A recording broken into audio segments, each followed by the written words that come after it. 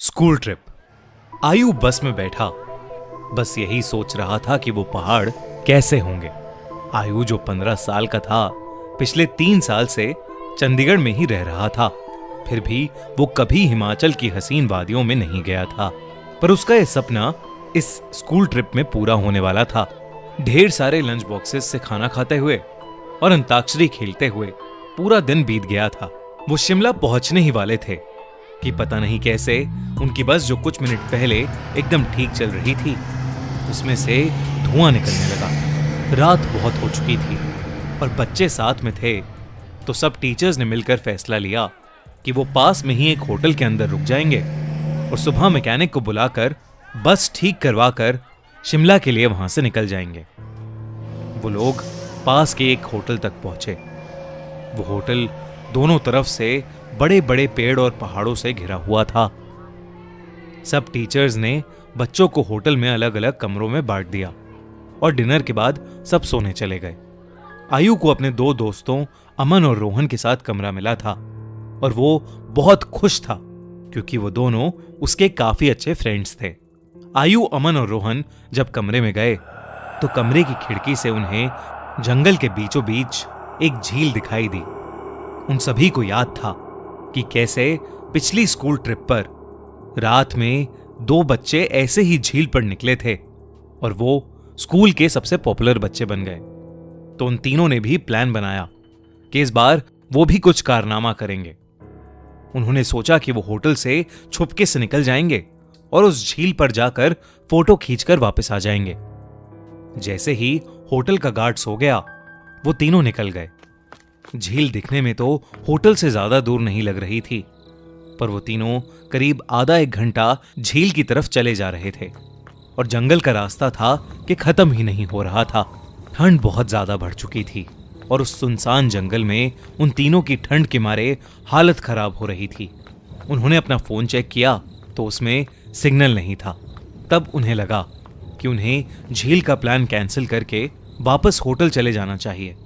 अपने फोन की फ्लैशलाइट के सहारे वो वापस होटल का रास्ता ढूंढने लगे। रास्ता ढूंढते ढूंढते अमन और आयु, जो रोहन के थोड़ा आगे चल रहे थे, जब पीछे मुड़े तो उन्होंने देखा कि रोहन वहां था ही नहीं। तभी उन्हें अपने पास में से किसी के भागने की आवाज आई। वो बहुत घबरा गए, पर क्योंकि वो रोहन को अकेला नहीं छोड़ सकते थे तो उन्होंने उस कदमों की आवाज का पीछा किया। वीरान और घने जंगल के बीच वो उन कदमों की आवाजों का पीछा करते गए, जो कुछ मिनटों बाद बंद हो गई।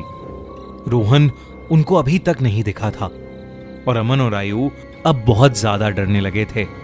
लेकिन तभी उन्हें ऐसी आवाज आई कि मानो कोई जमीन खोद रहा था।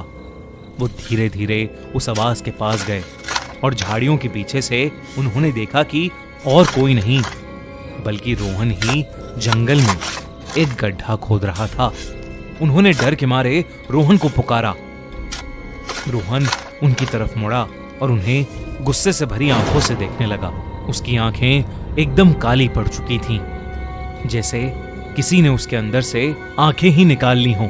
अमन रोहन के पास गया और उसने रोहन के कंधे पर हाथ रख के उससे पूछा कि उसे क्या हुआ है। लेकिन रोहन के कंधे पर हाथ रखते ही रोहन अमन के ऊपर चिल्ला उठा और रोहन ने उसे एक बहुत तेज धक्का दिया। अमन काफी दूर जाकर गिरा। रोहन के अंदर कोई अजीब सी शक्ति आ चुकी थी। आयु भागा भागा अमन के पास गया।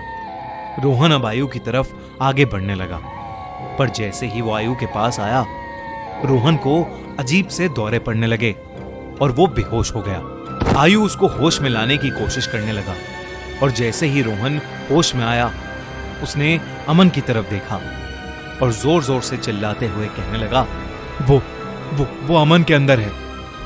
तभी आयु ने देखा तो अमन सर झुकाए नीचे बैठा था। उसने अचानक से अपना सर उठाया और उसकी आंखें भी बिल्कुल काली पड़ी थीं। इससे पहले आयु और रोहन कुछ कर पाते, अमन, जो कुछ देर पहले तक चोटिल था, वो उठकर जंगल के अंदर भागने लगा। रोहन और आयु ने उसका पीछा किया और फोन की फ्लैशलाइट में देखा कि अमन एक खंडर की तरफ भाग रहा था। करीब जाकर उन्हें दिखा कि वो खंडर दरअसल में एक बहुत पुराना घर था, जिसे देखकर ऐसा लग रहा था कि वहां सालों से किसी इंसान ने कदम भी नहीं रखा था। दोनों बहुत ही डरे हुए थे और उनकी आगे जाने की हिम्मत नहीं हो रही थी। पर अमन को बचाने के लिए आयु और रोहन उस खंडर में घुस गए।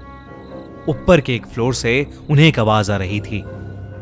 वो उस आवाज के पास पहुंचे तो जो उन्होंने देखा उस पर उन्हें विश्वास ही नहीं हुआ। उन्होंने देखा कि अमन बेहोशी की हालत में हवा में लटका हुआ था और एक बूढ़ी औरत उससे बात कर रही थी। उस औरत का चेहरा बहुत भयानक था। उसकी आंखें एकदम काली थीं, खाल लटकी हुई और बिखरे हुए सफेद बाल उसे और डरावना बना रहे थे। वो दोनों उस औरत को देखते ही वहां से बाहर भागे। वो औरत भी उनके पीछे पीछे आने लगी। आयु और रोहन जल्दी से सीढ़ियों से नीचे उतरे और उस खंडर के घर के दरवाजे तक पहुंचे। उन्होंने जब मुड़कर एक बार पीछे देखा तो वो बूढ़ी औरत किसी कीड़े की तरह रेंगती हुई सीढ़ियों से उतर रही थी और उनके पास ही आ रही थी। वो किसी तरह वहां से निकलकर जंगल की ओर भागे और भागते चले गए। भागते भागते उन्हें पता नहीं चला कि कब वो उस झील के पास आ गए थे, जिस झील की तलाश में वो होटल के बाहर निकले थे। रोहन और आयु दोनों भागते भागते उस झील के अंदर गिर पड़े और डूबने लगे। उन्हें ऐसा लग रहा था कि जैसे कोई उन्हें अंदर खींच रहा हो।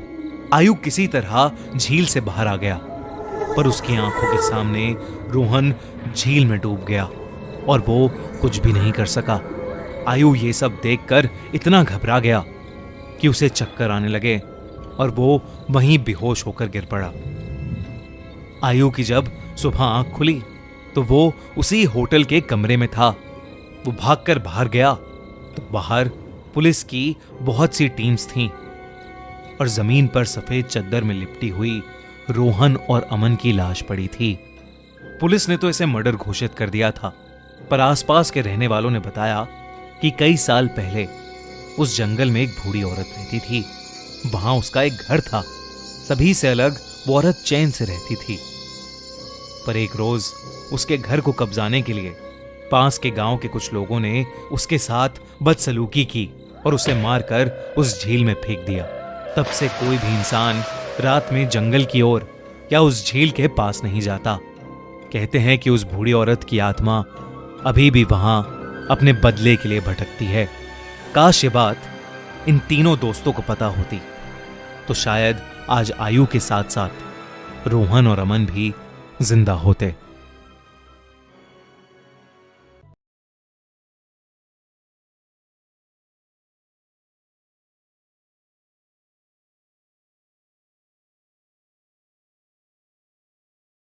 Like and subscribe.